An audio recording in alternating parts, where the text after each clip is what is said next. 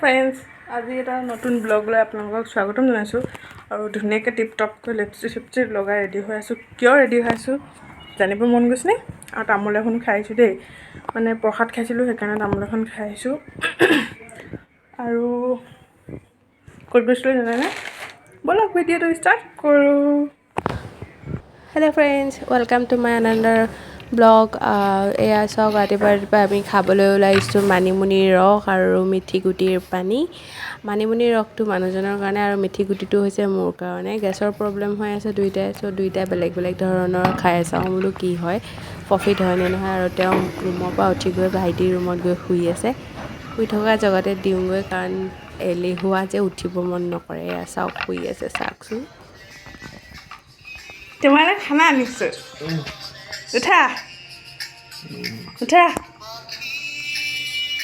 আই লেলা লেলা গান শুনি শুনি শুই আছে, উঠা। এয়া খাবলৈ মন নকৰে, মোৰ কিন্তু খাই হ'লেই তেওঁ খাবলৈ এগেন পেগেন কৰি আছে। সেইকাৰণে খোৱাৰ জেগাতে বহি বহিয়ে খাইছে আৰু উঠি পেলাই বহি খাবলৈ মন যায়। পেটটো পেলাই ল'ব পালে আৰু কি লাগে, পূৰা খাই লৈছে। চাওক এয়া খাই শেষ হ'ল। আৰু তাৰপিছতে মই কামৰ কাৰণে ওলাই আহিলোঁ ৰুমৰ পৰা। কুকুৰজনীয়ে গোটেই আগফাল লেতেৰা কৰি থৈছে আৰু সেইকাৰণে মই ঘৰটো পটাপট মুচি ল'লোঁ আৰু এফালে যাম, গম পাইছেই চাগে ভিডিঅ'টোত। আৰু এয়া চাওক, কাপোৰ কানি উলিয়াই কৰি ৰেডি, মই ওলাই লওঁ ৰ'ব। এয়া ওলাই গৈ হৈ গ'ল আৰু দুইটা ওলাই আহিলোঁ। আহি পেলাই ভণ্টিহঁতৰ ঘৰৰ মুখত হৰ্ণ বজাই আছোঁ। ওলাই অহা নাই, সিহঁতো যাব, মানে খুৰীও যাব, ভণ্টি যাব আৰু কেইবাটাও মানুহ যাম। এয়া ওলাই আহিলে, আমি আহি আছোঁ এতিয়া। আহি পেলাই প্ৰথমে গৈ দোকান এখনত সোমালে মানুহজনে। মোৰ তামোল এখন খাবলৈ মন গৈছে, আকৌ তামোল আনিব গৈছে, চাকি বন্তি এইবোৰ সকলোবোৰ কিনি আনিব গ'ল। কিনিবলৈ গৈ কি আনিলে নাজানো, খালী হাতেই উভতি আহিছে।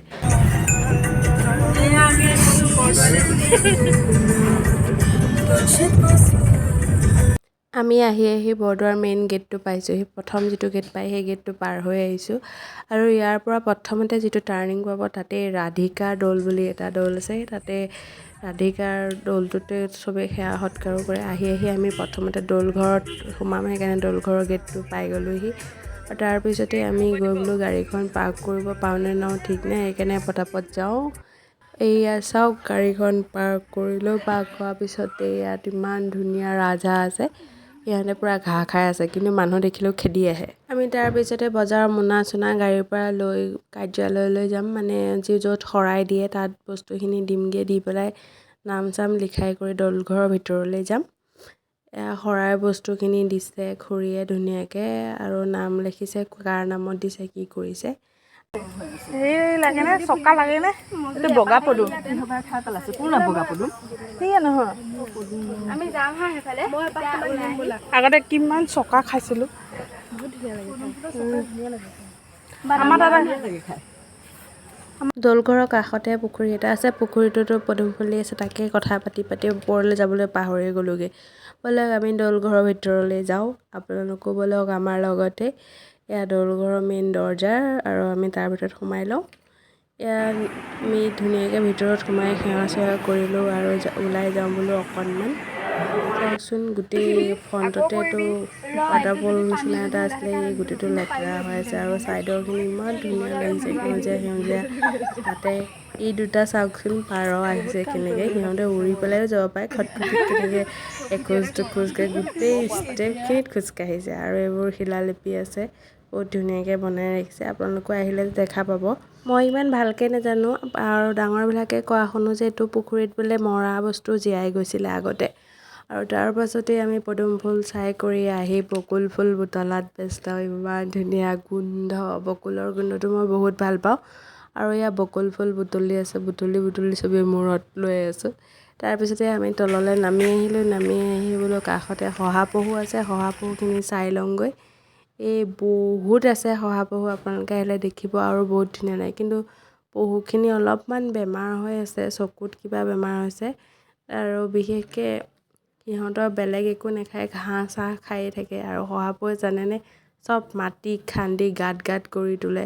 আৰু সিহঁতক মই পাত এটা দি চালোঁ, খোৱা দেখি একদম পটাপট মই দুবৰি বন ছিগিবলৈ গৈছিলোঁ। চাওক, পিছলৈ পৰিলোৱে হয় এতিয়া।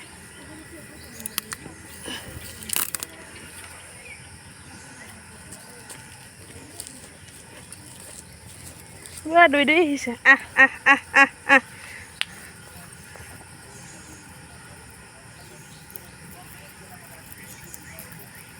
মই ইমান ৰঙা ৰঙা চকুকেইটা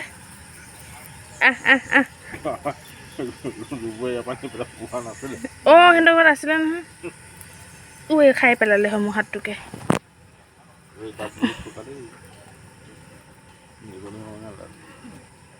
বেমাৰ হৈছে সিহঁতৰ জানানে এইটো চকুটো চোৱা কি হৈ গ'ল ডক্তৰক দেখাব লাগিছিলে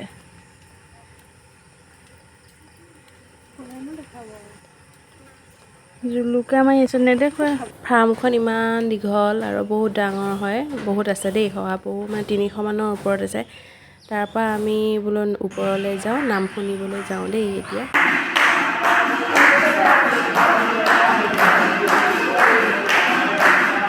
নাম গোৱাৰ পিছতে প্ৰসাদ বিতৰণি কৰিলে আমি প্ৰসাদ খালোঁ খাই বৈ চাওক বেছি মানুহ নাই আমি অৱতৰত আহিছোঁ যে কম মেলাৰ সময়ত বহুত মানুহ হয় আপোনালোকো আহিব বহুত ভাল লাগে আৰু তাৰপিছতে আমি কীৰ্তন ঘৰলৈ যাওঁ এয়া কীৰ্তন ঘৰৰ মেইন গেট হয় বেক চাইডৰ গেটটো হয় এইটো মেইন গেট নহয় আমি পিছফালৰ দি যাম আৰু বহুত ভাল লাগে কীৰ্তন ঘৰতো বহুতখিনি মানে সুবিধা আছে আগৰ তুলনাত এতিয়া বৰদোৱাত বহুতখিনি সুবিধা পোৱা যায় আমি বেক চাইডৰ গেটটো দি আহি মেইন গেটৰ দি এয়া সোমাইছোঁ আৰু তাৰ কাষতে এয়া বৰদোৱা প্ৰজেক্ট বুলি এটা কাম চলি আছে আৰু বহুতখিনি কাম হৈ আছে বহুত ভাল লাগে আৰু আগতকৈ এইবিলাক ইমান সুবিধা নাছিলে এতিয়া মানুহ দুনুহ থাকিবৰ কাৰণে আলহী ঘৰ চৰ এইবোৰ বনাই আছে হোৱাগৈ নাই আপোনালোকে আহিলে পিছলৈ থাকিব কৰিব পাৰিব কাষতেই ৰাইট চাইডেই আছে মেইন গেটটোৰ গঙা আৰু আমি আহি পেলাই কীৰ্তন ঘৰত বোলো সেৱা এটা কৰি যাওঁ তাত শৰাইত দৌল ঘৰত শৰাই দিলে আৰু কীৰ্তন ঘৰৰ ভিতৰলৈ যাওঁ এতিয়া